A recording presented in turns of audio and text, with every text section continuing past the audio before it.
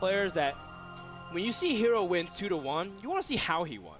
Because you want to see if he did something cool or unique or innovative or creative. It's something that I feel like I'm going back to like the finals like pump-up videos where like I'm like on the black screen, I'm like talking about it. But HerO is so inspiring to watch.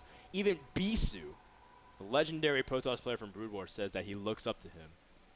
Like, can you imagine if Flash said he looked up to you, Creator? Like, how would you? How happy would you? I can't imagine that. I can. Yeah. That's funny because he called me the other day and said, Frodan, I like your Terran play. Can you teach me a little bit? I'm like, sure, Flash. Yeah, man. No Why problem. not? Anyway. And I taught him the Greetor build, but I really called it the Frodan build. And he's like, oh, this is such a good build. Oh. And then Flash would go in and win OSL. And then he's like, I would like to thank Frodan for his great build. He is #1 caster. Great build.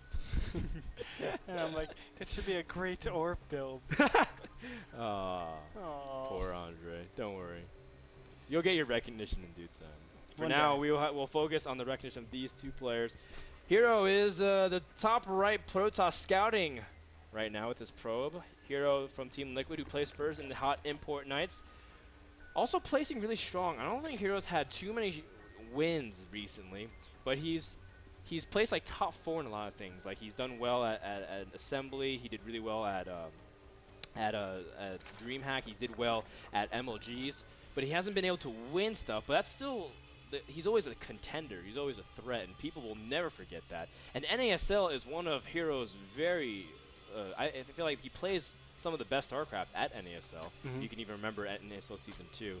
So I really expect a great series. But who do we have in the bottom left that's facing off against him today? It is, of course, Slayer's Dark. Now, he's one of my favorite players, actually, just because of his Infestor style. His Infestor style is actually very impressive. And you can't forget about this guy because he has some powerful builds. ZVZ is where he really shined most. If you guys haven't checked it already, Dark versus Xenia was absolutely fantastic. You should do that. It was played week #1, and it really showcases how good his ZVZ is. But his EVP, as we were talking about in the pregame show, isn't as top tier as we've seen his other matchups.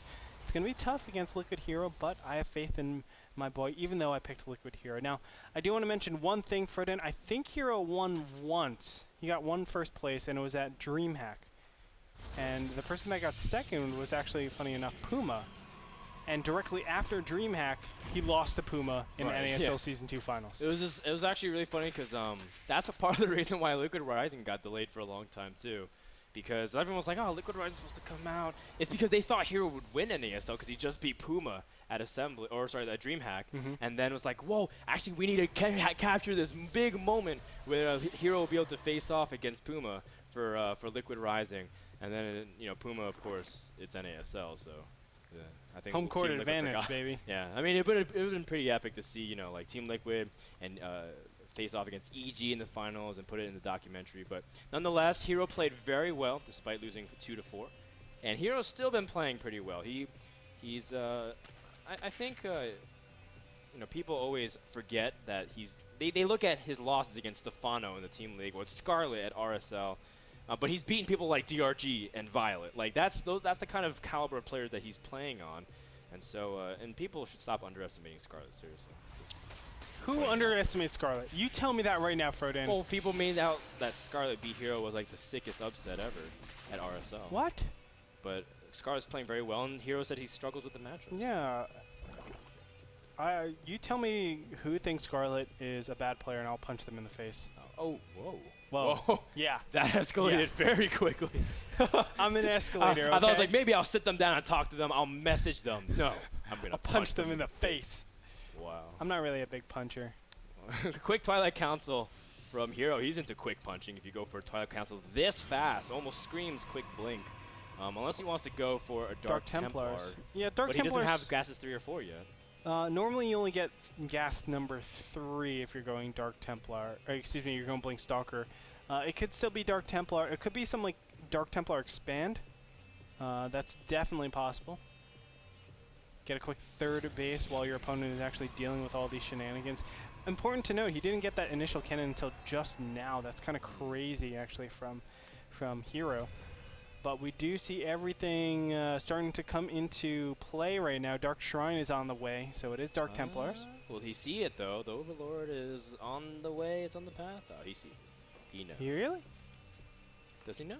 Oh, up here. Yeah, I'm okay. oh. What are you talking about? The natural. It's all the way up to the main, man. It's like, oh, look at the main, Andre. Yeah.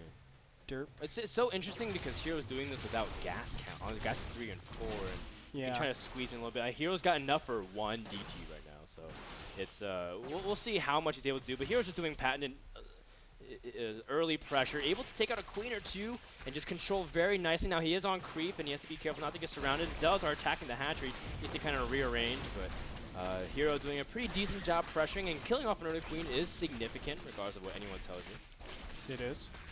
Kind of silly for Dark not to actually make that queen immediately, but Dark will be taken out.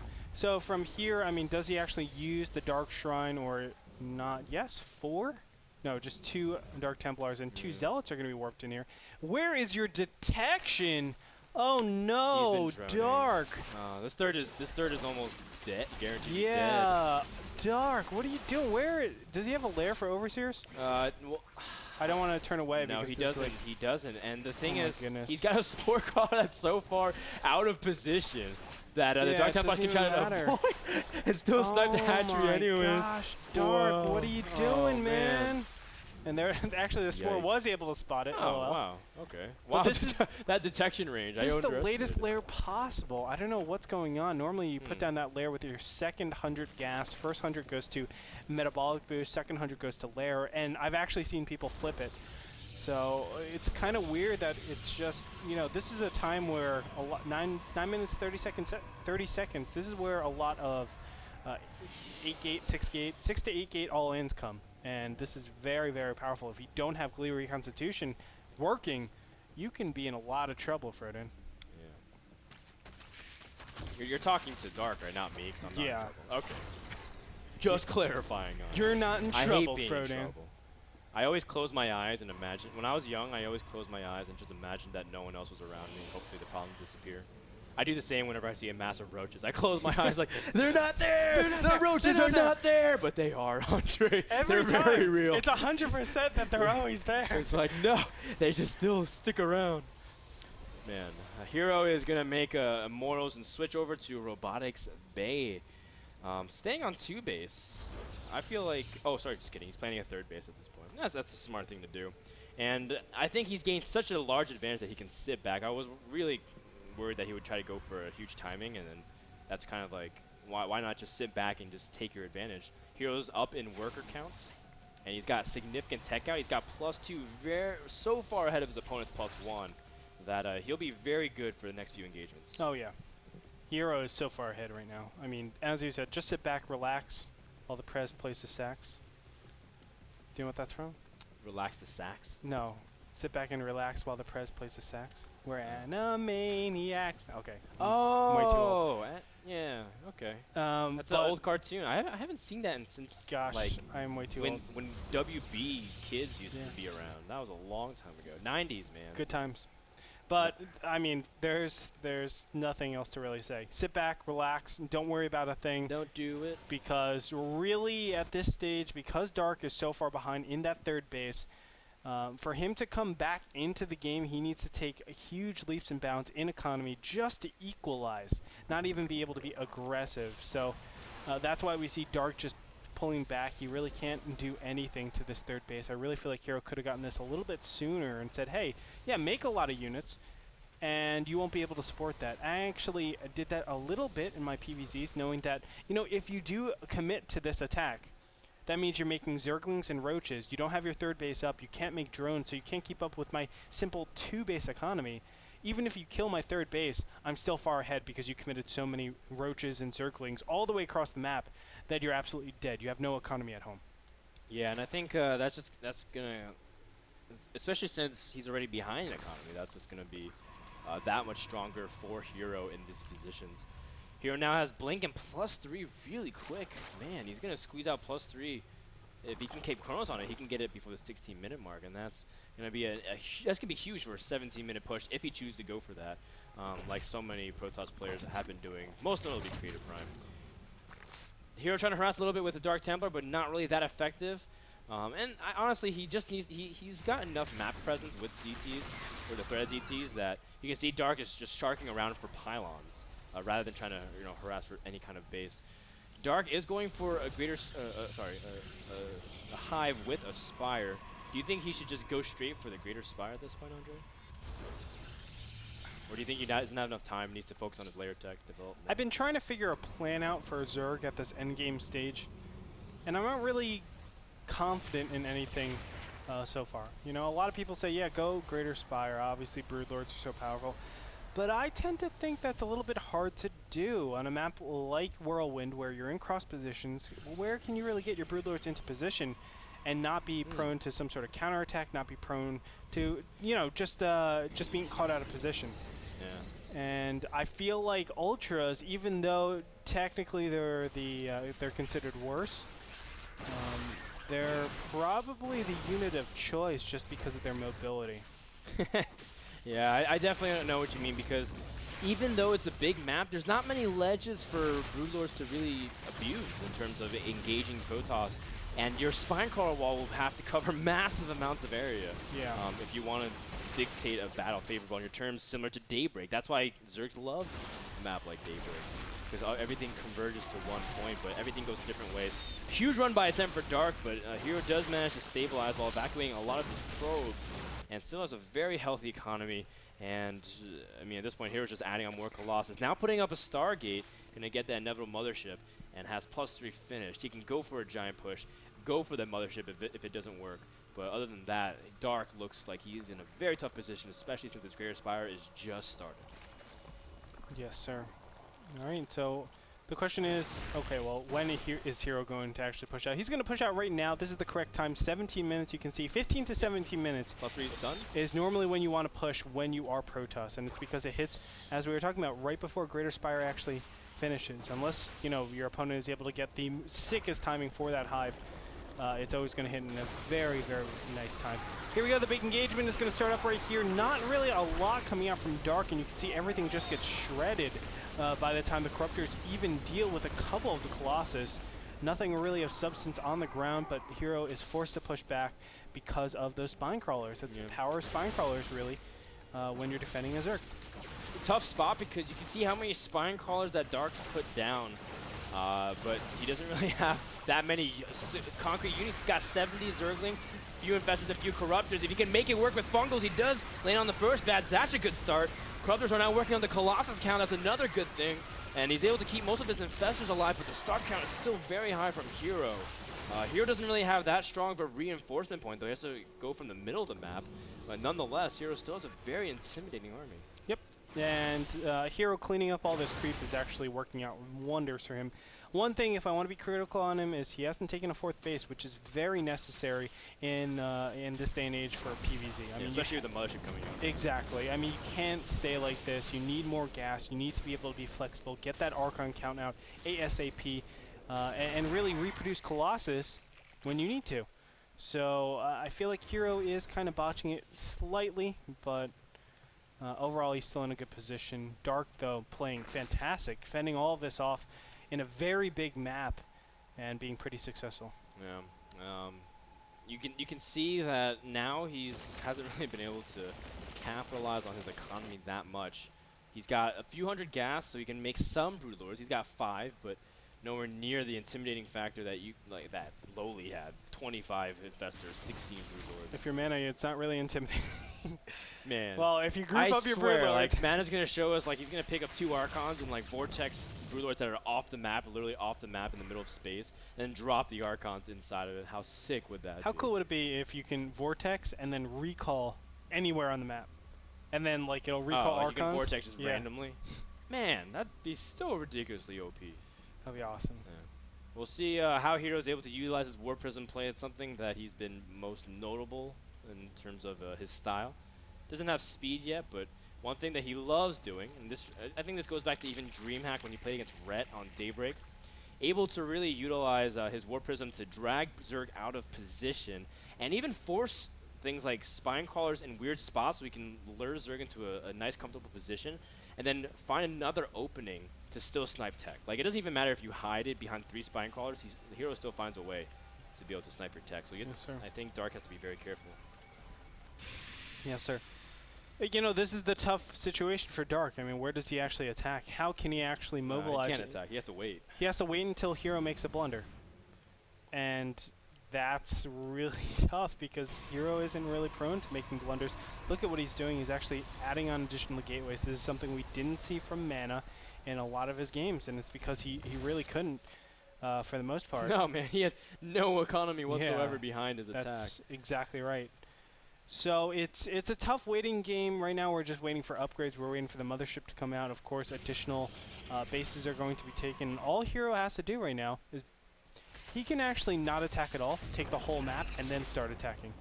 That's how good his position is. The fact that he's been able to take this center control is meaning all the difference. You know? HerO didn't cancel the Nexus here. It's a nice little consolation win for... ooh, picking off a couple sentries as well is always nice. Or so you thought, Frodan. Or so I thought. Oh, HerO saves sentry as well. But I guess that's forced burnt energy on just Zerglings while he's able to get other stuff. Mothership's almost popped while he's getting a +1 air weapons now. A huge dynamic, and a lot of people have been saying this, Andre, just like you've been saying, is recall is just as powerful in very, very large maps than Vortex, especially with Neural on the map. If you catch a Neural and you Vortex the Protoss army, then all of a sudden it completely swings the other way, and then it feels like Vortex is very like gimmicky. If I can get it off, I win. If I don't, I lose, and it just seems not reliable. And it's the same thing as Broodlords. Like, Broodlords are so slow. That's why it's really tough on a big map to actually confront the army. I mean, this Protoss army should actually never confront directly against these Broodlords. There's not a need to, in all honesty. Even though this Broodlord army really isn't that intimidating. Only 8 Broodlords, about to be 9 Broodlords out in the field. But, you know, that can be cleaned up with just simply Stalker Colossus, honestly. Ooh, nice feedbacks. At the same time, he's giving a lot of time to Dark, though.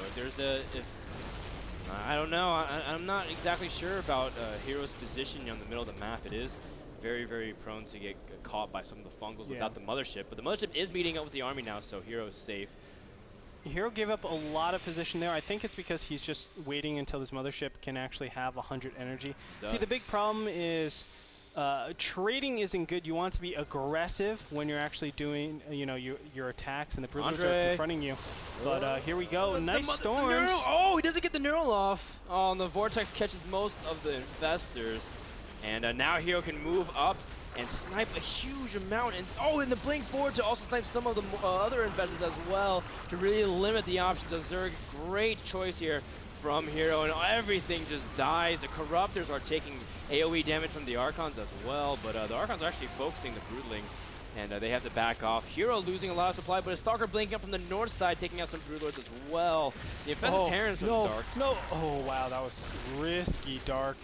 Morphing a lot of Broodlords in plain sight. Now, you know what? Dark did that beautifully, and he was able to actually recover quite a bit. He doesn't have a lot of infestors, but if he can get these Broodlords up, that'll be so good for him. Additional Zerglings are actually going to join in the fray, really establishing his position. HerO went from riches to rags, really. This game, he gave up so much position way too fast. I think you should have threatened the counterattack a little bit more, but when you give up that much position, you give Broodlords the ability to just do so much. And we've seen it time and time again. If you don't get those good vortexes, Broodlord, Infestor, Corruptor will wipe the floor off of everything in your path. Yeah, I mean, Dark's done this super well.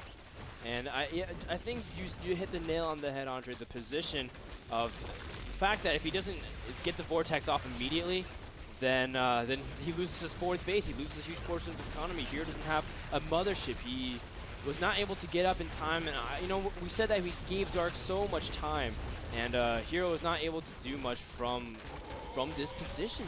And now he's only got a few Archons and Stalkers, but the Baneling from Dark showing a little bit of style here, just trying to go out with an explosion and a bang. GG. Liquid HerO takes his first loss in the North American Star League. Wow. Season number 4. Wow, can't believe Dark was able to very well done that. by Dark. Yes, very well done. You know, I was praising HerO this whole time. The mothership was out a little bit late. I'll be honest with that. And on top of that, I feel like he didn't do anything with his advantage. Well, the fourth base, the fifth late. base, all of those were really late. He doesn't have the ability to actually confront that army. I mean, there's a couple of ways to confront a Broodlord army like that. The first way is to actually just remove all the infestors on the floor, and then you can actually use Stalker Colossus a little bit to deal with that, and because it's such a long reinforcement distance, you can actually get away with that.